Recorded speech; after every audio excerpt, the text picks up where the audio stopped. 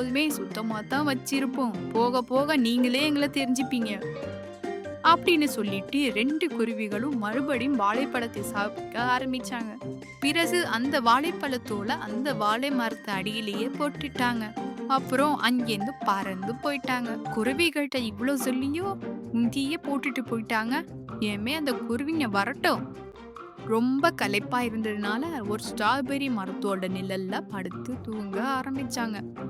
அந்த நேரத்துல அந்த ஸ்ட்ராபெர்ரி மரம் குருவிகள்ட்ட இப்படி சொல்லுச்சு. குருவிகளே, நீங்க தயவு செஞ்சு எனக்கு உதவி பண்ணுங்க. எனக்கு ரொம்ப தண்ணி தாகமா இருக்கு. நீங்க எனக்கு கொஞ்சம் தண்ணி குடுக்குறீங்களா? ஸ்ட்ராபெர்ரி மரம், உனக்கு அறிவே இல்லையா? நான் எவ்வளோ நிம்மதியா தூங்கிட்டு இருக்கேன். என் தூக்கத்த நீ கெடுத்துட்ட.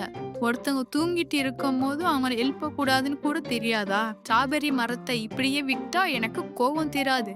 பாருங்க நான் அதை என்ன பண்றேன்னு அப்படின்னு சொல்லி